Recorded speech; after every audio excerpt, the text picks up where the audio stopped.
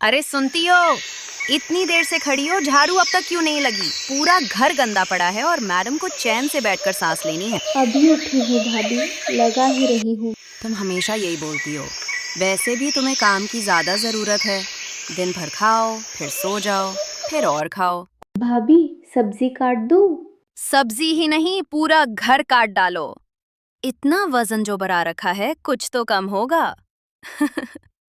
फिर पतली बहू ने सोची कि घर का जो भी काम होगा वही मोटी बहू से करवा लेगी। मैं कोशिश करती हूँ। कोशिश नहीं, मेहनत चाहिए। मैं पहले से ही कितनी पतली हूँ। मुझसे और काम करवाओगी तो मैं उड़ जाऊंगी क्या? ऐसे भी तुम सारा दिन करती क्या हो? गरीब घर से आए हो, थोड़ा तो काम करो। मेरे जैसे तुम पैसे वाले घर से नहीं आए हो तो तुम्हें तो चुपचाप सिर्फ काम ही करना चाहिए। बेटा, थोड़ी मदद कर दिया कर। दोनों मिलकर काम करोगी तो थोड़ा मदद होगा और काम भी जल्दी हो जाएगा। कितना झगड़ती हो तुम लोग। माँ जी, साफ साफ बोल देती हूँ, अगर आपको इस मोटी बहू के साथ रहना है तो रहिए, लेकिन मुझे मत कहिए कि मैं काम करूँ। बेटा, और नहीं तो क्या बोलूँ माँ जी, मैं बचपन से ही अमीर हूँ। मैंने कभी कोई काम नहीं किया और देखिए मैं कितनी सुंदर हूँ। लेकिन ये मोटी बहू तो इतनी सुंदर भी नहीं है और कितनी मोटी भी है। अगर ये काम नहीं करेगी तो और कौन करेगा माँ जी? आप चाहती है कि इस घर में हम रहें तो फिर आप चुप ही रहिए। आप कुछ मत बोलिए, क्योंकि काम तो इस मोटी बहू को ही करना पड़ेगा।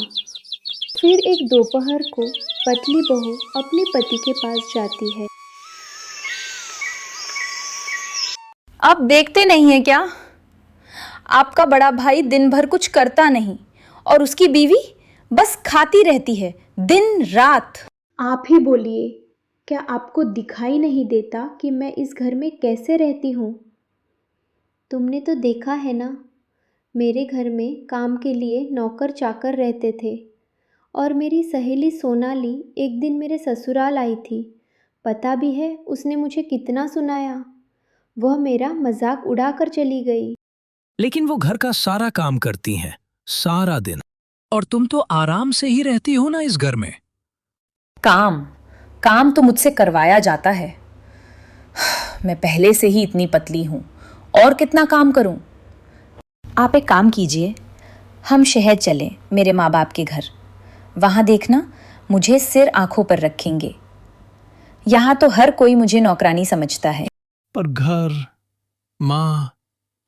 या तो मैं या ये मोटी बहू।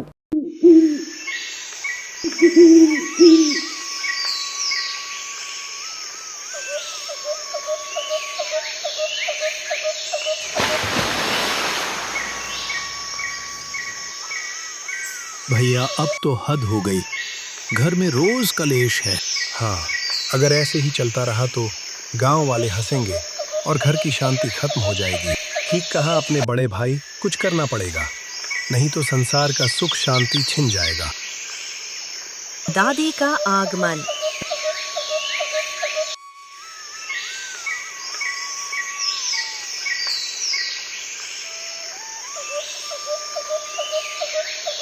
अरे बहुओं, इतना जोर जोर से बोल रही हो, पूरी गली सुन रही है। दादी थोड़ा गुस्सा होकर बोली।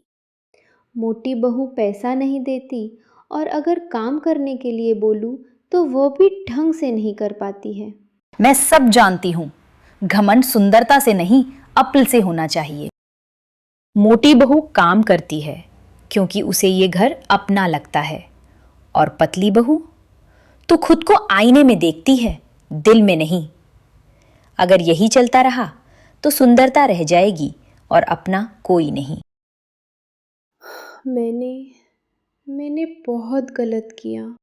मैंने कभी बुरा नहीं सोचा। आज समझ आई, काम से शरीर नहीं, घमंड से रिश्ते टूटते हैं। मुझे ही घमंड था अपनी अमीरी का और अपने पतले होने का।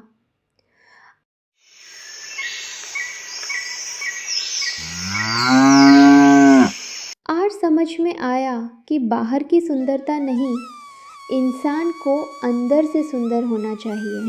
हाँ भाभी, सही कहा आपने।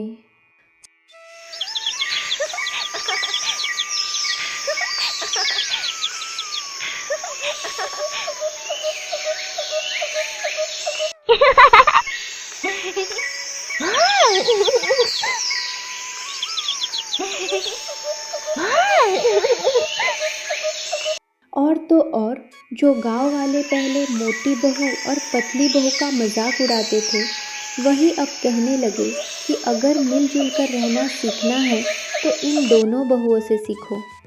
हर कोई एक दूसरे से यही कहता कि कैसे एक छोटे से बदलाव ने पूरे संसार में इतनी सुख और शांति भर दी है। सभी उस दादी का धन्यवाद करने लगे कि उन्होंने एक परिवार को टूटने से बचाया और यह भी समझाया कि परिवार सबका होता है, यहाँ कोई बड़ा या छोटा नहीं होता। सुंदरता तो अंदर से ही आती है। सिर्फ पतली होने से कोई सुंदर नहीं बन जाता और मोटी होने से कोई बदसूरत नहीं हो जाता। बस गांव वाले दिन भर इसी तरह चर्चा करते और सब मिलजुल कर रहने लगे। पूरा परिवार यूं ही हंसता और मुस्कुराता रहा। धन्यवाद। कृपया सब्सक्राइब करें।